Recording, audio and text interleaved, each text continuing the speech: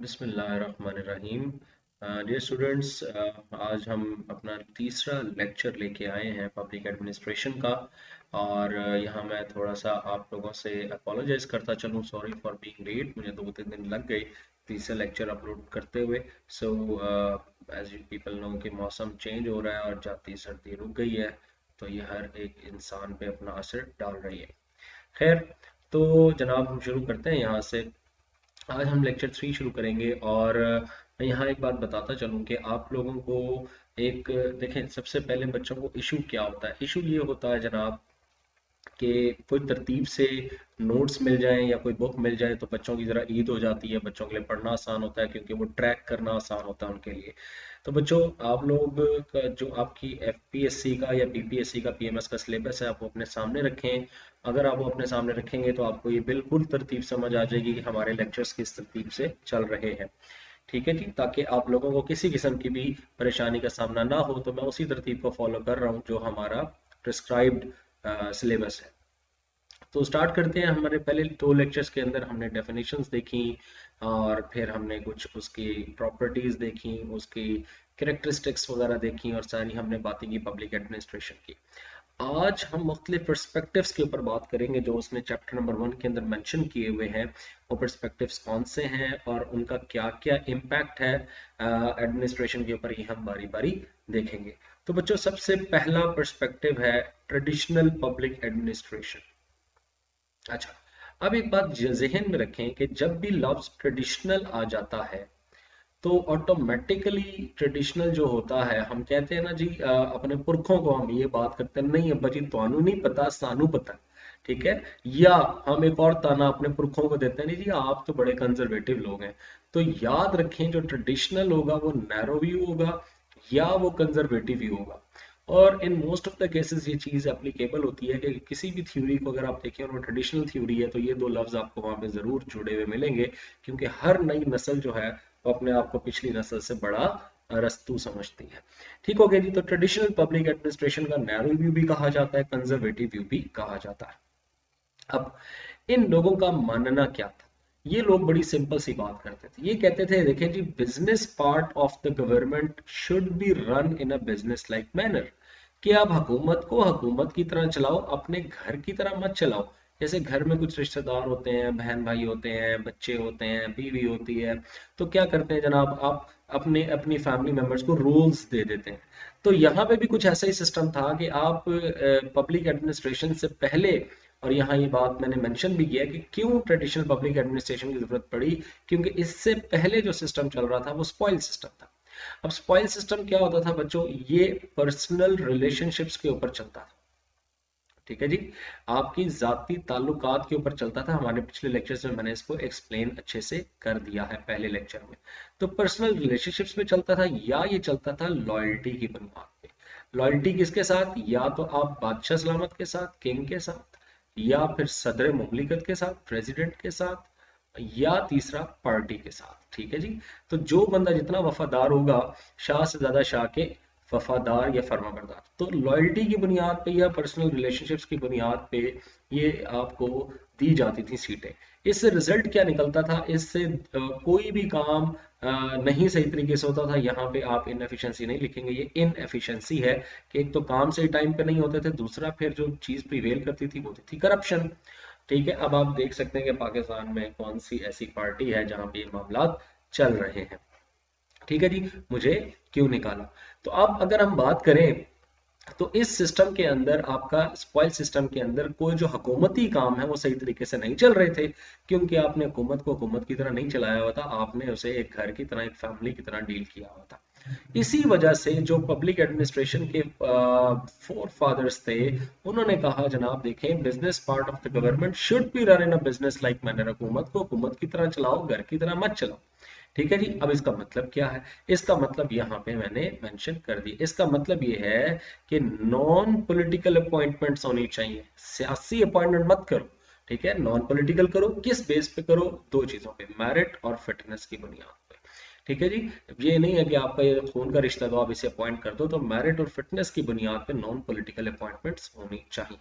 तो ये बुनियादी रीजन बनी ट्रेडिशनल पब्लिक एडमिनिस्ट्रेशन के स्टार्ट होने की कि जनाब हुकूमत को हुकूमत की तरह चलाना है। आगे चलते हैं।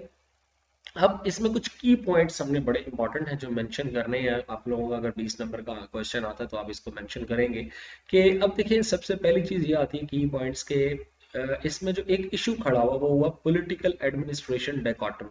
ठीक है, यानी ये इशू मैंने पिछले लेक्चर में मैंने डिस्कस किया है, इन डिटेल किया है कि ये इशू क्या है पॉलिटिक्स और एडमिनिस्ट्रेशन का। मैं इस लेक्चर के नीचे इसका लिंक भी दे दूंगा ताकि आप लोग उस लेक्चर को देख सकें। मैं अभी सिर्फ ब्रीफली इसको बता देता हूँ जिन लोगों को, जो लोग ये लेक्चर मेरा पहला देख रहे हैं इनको चाहिए कि इससे पिछला लेक्चर देखें, उसमें मैंने इसको लेक्चर नंबर 2 में डिटेल से एक्सप्लेन कर दिया है। बहरहाल पॉलिटिकल एडमिनिस्ट्रेशन डायकोटमी क्या चीज़ है कि देखें जी, आप कह रहे हैं कि आपके लोग जो हैं एक ऊपर होता है वजीर, वजीर होता है आपका पॉलिटिकल रिप्रेजेंटेटिव, ठीक है ना जी, वो तो वजीर साहब है। वजीर के नीचे आपका होता है सेक्रेटरी। नॉर्मली अगर हम पाकिस्तान की बात करें सेक्रेटरी होता है। अब सेक्रेटरी साहब कौन होते हैं? ये अफसर साहब होते हैं, ये आपके ब्यूरोक्रेट होते हैं। अब मामला ये है कि जनाब आपकी पॉलिटिशियन और आपका ब्यूरोक्रेट यानी एडमिनिस्ट्रेशन का बंदा, इनके रोल क्या क्या होंगे, कहीं पे ये कॉन्फ्लिक्ट तो नहीं करेंगे? तो इसके ऊपर जो पहली दफा सवाल उठाया गया वो ट्रेडिशनल पब्लिक मैनेजमेंट या एडमिनिस्ट्रेशन में इस सवाल को उठाया गया। तो आप लोगों ने जहन में रखना है कि पहला की पॉइंट इसका ये था पॉलिटिकल एडमिनिस्ट्रेशन डायकोटमी, कि जनाब ये जो इशू था कि दोनों के रोल्स क्या क्या होंगे ये इसमें उठाया गया। अच्छा, अब इसमें जो इसके फोर फादर्स थे, इसमें सबसे पहले ट्रेडिशनल पब्लिक मैनेजमेंट की अगर हम बात करें तो वो वुड्रो विल्सन साहब थे। अब वुड्रो विल्सन साहब क्या कहते थे? वो कहते थे देखें जनाब, जो एडमिनिस्ट्रेशन है ना, ये it lies outside the proper sphere of politics. यानी कि पॉलिटिक्स एक अलग चीज है, एडमिनिस्ट्रेशन एक अलग चीज है। ऐसा नहीं हो सकता कि ये दोनों कॉमन है। आपने इनको इस तरह नहीं बनाना कि ये कॉमन नहीं है, कि पूरी साइड गलत है, आपका दोनों चीजें अलग अलग है, ये कहते थे। तो ये कहते थे administrative questions are not political questions. जो इंतजामिया के काम है वो सियासी काम नहीं है, वो अपने काम खुद अपने तरीके से देखेंगे। तो जो पुराने लोग थे वो ये मानते थे कि जनाब आपकी इंतजामिया और आपकी सियासत ये दोनों अलग अलग चीजें हैं। उसके बाद जो ज्यादा फोकस था बच्चों इस थ्योरी का वो ये था, जो कि वुड्रो विल्सन ने अपने उसमें बता भी दिया कि जनाब इंतजामिया का एक ही काम है। वो काम क्या है? बड़ा सिंपल है। वो ये कहते हैं इंतजामिया का काम ये है कि जब उनको कोई काम कहा जाए तो वो उस काम को करने का मोस्ट एफिशिएंट तरीका ढूंढे। एफिशिएंट तरीका वो होता है जिसमें आपका लेस टाइम हो, यानी कम टाइम खर्च हो, और उसकी कॉस्ट भी कम आए, मिनिमम कॉस्ट आए। ठीक है, तो आप और उसमें जो अवेलेबल रिसोर्सेज होंगे उनके साथ हम करेंगे। तो यहाँ वैसे डेफिनेशन आ भी गई है, आप लोग इसको पढ़ लीजिएगा। तो याद रखें कि एफिशिएंट काम होता है जिसका टाइम कम हो, जल्दी आप आउटकम अपनी देख लें और उसकी कॉस्ट भी कम हो। ठीक है, तो मेन पर्पस याद रख लें ट्रेडिशनल वालों का इसी चीज के ऊपर था, एफिशिएंसी। ठीक है जी, क्योंकि ये तंग थे स्पॉइल सिस्टम से, वो इनएफिशिएंट था, तो इन्होंने सारा का सारा ही फोकस इस लफ्ज पर डाल दिया, एफिशिएंसी। तो एफिशिएंसी के लिए उन्होंने कहा जी पब्लिक एडमिनिस्ट्रेशन का सिर्फ एक ही काम है कि वो देखेंगे काम को एफिशिएंट कैसे बनाना है। ठीक है जी, तो पहला इशू ये था कि इसमें पॉलिटिकल एडमिनिस्ट्रेशन डायकोटमी, यानी कि ये जो इशू खड़ा हुआ कि दोनों के रोल्स क्या होंगे वो इसमें डिस्कस हुआ। और इसको मैं अगेन आप लोगों को बता रहा हूँ, इसको मैंने पिछले लेक्चर में डिटेल से एक्सप्लेन कर दिया है, आप लोग लेक्चर देख सकते हैं, लेक्चर 2। अच्छा जी, अगली बात यहाँ पे ये भी मैंने आपको पिछले लेक्चर में समझा दी थी कि देखें आपका दूसरा जो यहाँ पे आया एफिशिएंसी इंक्रीज। देखें मैंने आपको भी थोड़ी देर पहले बताया कि जो हमारे पुरख थे आपके पब्लिक एडमिनिस्ट्रेशन के, उनका मेन फोकस था एफिशिएंसी। तो एफिशिएंसी को ठीक करने के लिए इन्होंने दूसरी जो थ्योरी थी वो थी साइंटिफिक मैनेजमेंट मूवमेंट। ठीक है जी, ये मूवमेंट असल में इसलिए कहा जा रहा है यहाँ पे क्योंकि ये पूरी तहरीक दुनिया में चली 1910 से लेकर 1940 तक, और इसमें बहुत सारे शोबाजात के अंदर, साइंसेस के अंदर जो है वो साइंटिफिक मैनेजमेंट को घुसाया गया, बाकायदा। ठीक है जी, तो इसमें भी फिर पब्लिक एडमिनिस्ट्रेशन में भी साइंटिफिक मैनेजमेंट को इंक्लूड किया गया। इसमें जो बेसिक काम किया जाए वो फ्रेडरिक टेलर साहब ने किया। इनको कहा जाता है फ्रेडरिक विंसलो टेलर। ठीक है जी, इनका ये पूरा नाम है। अच्छा, नाम यहाँ याद रखना इसलिए बच्चों जरूरी है क्योंकि अक्सर वो पेपर में, अक्सर क्या बल्कि अक्सर वो बेशतर वो पेपर के अंदर आपको फिलोसफर्स के नाम बता देता है और फिर उस पे सवाल पूछ लेता है। तो अगर आपको फिलोसफर को पता होगा तो आपको ये भी पता होगा कि इसकी थ्योरी क्या है, इसीलिए मैं साथ साथ मेंशन करता जा रहा हूँ। अच्छा, तो फ्रेडरिक विंसलॉट टेलर साहब ने साइंटिफिक मैनेजमेंट दी और उसमें उन्होंने 4 बातें की जनाब, कि आप थंब रूल ख़त्म करें अपना, और दूसरी बात इन्होंने ये की जनाब, आप अपने वर्कर्स को काम एलोकेट करें, वर्कर्स को स्पेसिफिकली काम एलोकेट करें। तीसरा का जी मॉनिटर करें उन्हें। और चौथा इन्होंने कहा जनाब कि आप क्या करें कि आप जेडी सबको डिफाइन कर दें। ये चारों बातें मेरे पिछले लेक्चर में मौजूद हैं, इसीलिए मैं ज़रा जल्दी से यहाँ से गुजर जाऊंगा क्योंकि लेक्चर 2 में मैंने इसको अच्छे से समझा दिया।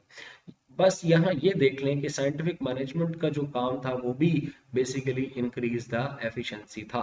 ये मानता था टेलर कि भाई हर काम को करने का एक ही बेस्ट तरीका होता है, तो जनाब आप एक काम करें वही बेस्ट तरीका इस्तेमाल करें। ठीक है जी, तो ये था आपकी साइंटिफिक मैनेजमेंट। दूसरे नंबर पे अगर हम बात करें तो तीसरा जो इसका सॉरी पॉइंट है वो है ऑर्गेनाइजेशनल स्ट्रक्चर। तो बच्चों बड़ा सिंपल है, ये लोग ये कहते थे कि आपका टॉप डाउन मॉडल होगा। अब टॉप डाउन मॉडल क्या होता है? जिसमें बॉस ऊपर बैठा होता है, ठीक है, और वो नीचे ऑर्डर को ट्रांसफॉर्म करता है अपनी टीम के पास। ठीक है जी, टॉप डाउन यानी ऊपर से नीचे ऑर्डर आपका मूव करता है। ठीक है, इसको हायरार्किकल मॉडल भी कहते हैं, हायरार्की बन रही है ना इसमें। ठीक है जी, तो हायरार्किकल मॉडल भी इसी को कहा जाता है क्योंकि इसके अंदर हायरार्की एग्जिस्ट करती है। तो यही आपने याद रखना कि इस जो ट्रेडिशनल पब्लिक मैनेजमेंट थी, इसमें जो ऑर्गेनाइजेशनल स्ट्रक्चर था वो हायरार्की बेस्ड था, वो टॉप डाउन मॉडल था। ठीक हो गया, इन्होंने कहा जी टॉप डाउन मॉडल होना चाहिए ताकि जो डिसीजन मेकिंग अथॉरिटी हो वो एक ही हो। अच्छा जी, फिर अगला ये बड़ा इंपॉर्टेंट पॉइंट है जिसके ऊपर क्रिटिसिज्म भी आया बाद में, कि ये जो ट्रेडिशनल पब्लिक मैनेजमेंट वाले लोग थे, ये एक इंसान को जिसको आपने सर्व करना है या जो सर्व करने वाला है इंडिविजुअल, दोनों, आप उसको कैसे देखते हैं? तो यहाँ ये लोगों का जो प्रॉब्लम था, ये लोगों को इम्पर्सनल व्यू देखते थे। इम्पर्सनल का मतलब ये कोई जज्बाती नहीं होते थे, इनके अकॉर्डिंगली कोई जज्बात नहीं शामिल होते थे, एहसास नहीं शामिल होते थे। ठीक है, आपने इम्पर्सनल व्यू ऑफ इंडिविजुअल रखना है। आपने अपना ताल्लुक या जज्बाती ताल्लुक नहीं देखना उस इंसान के साथ, उस इंसान को अपने अकॉर्डिंग टू द रूल्स सर्व करना है। इनके लिए मोस्ट इंपॉर्टेंट चीज इनके रूल्स थे। ठीक है जी, इम्पर्सनल व्यू है। और अगर इसकी एग्जांपल देंगे, असिस्टेंट कमिश्नर साहब है या कोई भी ऑफिसर है, उसको कोई काम परफॉर्म करने का कहा जाता है, तो वो ये नहीं देखेगा कि जनाब लोगों को ऐसा फायदा हो रहा है, नुकसान हो रहा है। अगर उसको एक ऑर्डर दिया गया है तो वो इम्पर्सनल होकर उस ऑर्डर को एग्जीक्यूट करेगा। ठीक है, इसकी बड़ी अच्छी एग्जांपल ये है कि अगर आप असिस्टेंट कमिश्नर साहब हैं और आपको एक इलाके में पोलियो के कतरे पिलाने का कहा गया है, और आप वहां जाते हैं और वहां पे एक मौलाना साहब से मुलाकात होती है, और मौलाना साहब आपको ऐसे मजे मजे के दलाइल देते हैं पोलियो के खतरे के खिलाफ के आप कायल हो जाते हैं। तो ऐसा नहीं है अब आपके पास कि जनाब आप इतने अच्छे कायल हो गए, आप आपने कहा जी छोड़ें पोलियो के खतरे, चिल करें, माहौल बनाएं। आप ऐसा नहीं कर सकते, आपको according to the rules impersonal होके अपना काम एग्जीक्यूट करना पड़ेगा। ठीक है जी, ये मानना था ट्रेडिशनल पब्लिक एडमिनिस्ट्रेशन वालों का। और इस पे मैक्स वेबर, ये हम आगे जाके चैप्टर नंबर 2 में मैक्स वेबर की थ्योरी भी पढ़ेंगे। बेसिकली ये मॉडल इसी बंदे ने दिया था।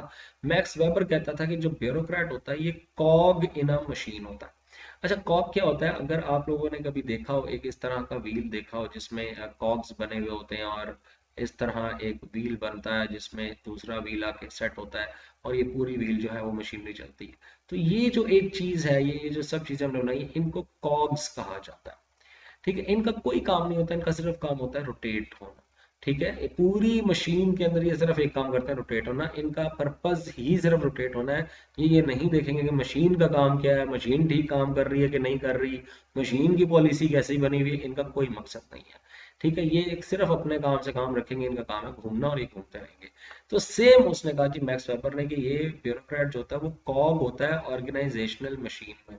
किसी भी इदारे में वो सिर्फ कॉग की हैसियत रखता है, तो इसलिए उसका उसके इमोशंस मैटर नहीं करते।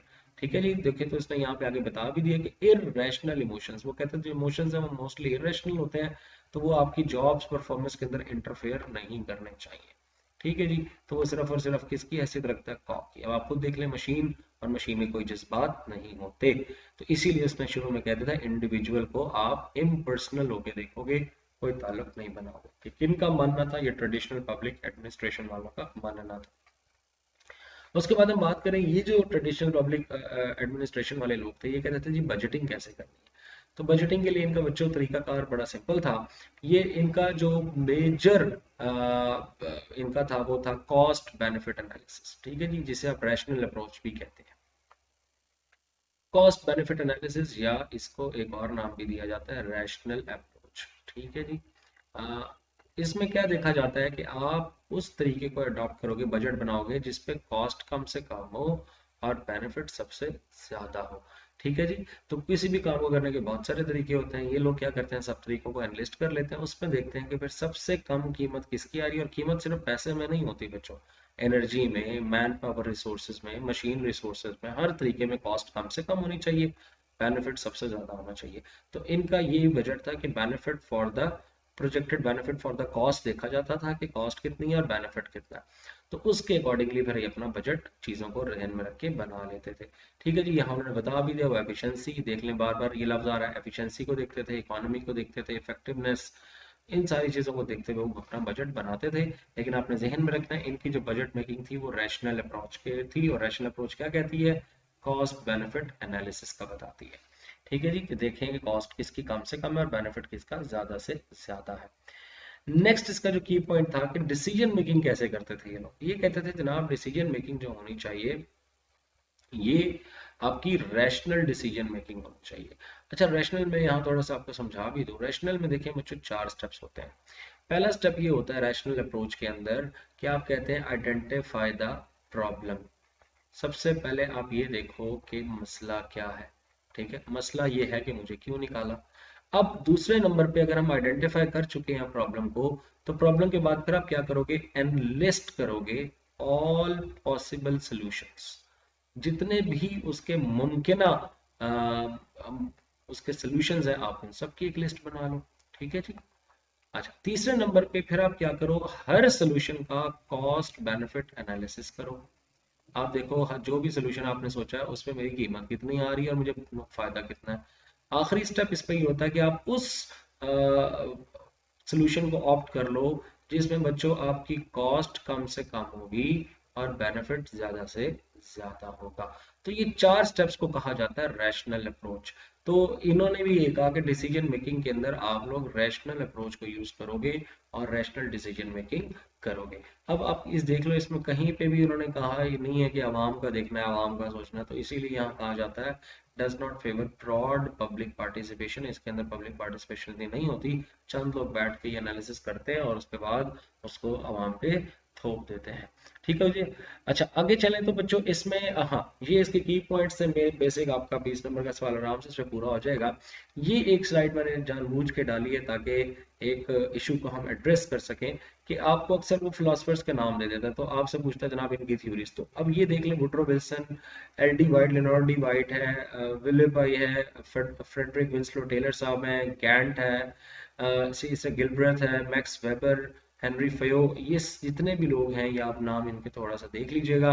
ये ट्रेडिशनल पब्लिक एडमिनिस्ट्रेशन के मानने वाले फिलोसफर्स हैं। इनमें से किसी का नाम पेपर में आ जाए तो आप लोग घबराइएगा नहीं। अच्छा जी, और आखिरी जो इसमें बात करेंगे कि हर देखें जो भी हम थ्योरी की या पर्सपेक्टिव की बात करेंगे उसमें हम ये देखेंगे उस पर क्रिटिसिज्म क्या क्या हुआ।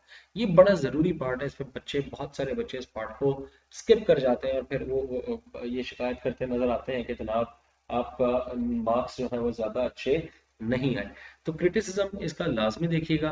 देखिए इसमें सबसे पहले एक एकेडमिक प्रैक्टिशनर है, फिलोसोफर है पब्लिक एडमिनिस्ट्रेशन के, इनका नाम है मार्शल डिबक। इन मार्शल साहब ने ये कहा था कि इन्होंने कहा देखें, आप जो एफिशिएंसी एफिशिएंसी एफिशिएंसी की बातें कर रहे हैं भाई, तो एफिशिएंसी तो ये कोडली कैलकुलेटिंग और इनह्यूमन है।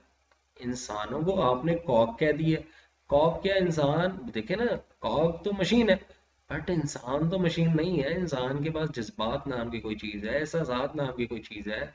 तो ह्यूमंस आर नॉट मशीन्स, बड़ा सिंपल सा लॉजिक है, ठीक है। तो आप ये जो एफिशिएंसी कह रहे हैं 100%, तो कोई मशीन तो नहीं काम कर रही, काम तो इंसान ही कर रहा है।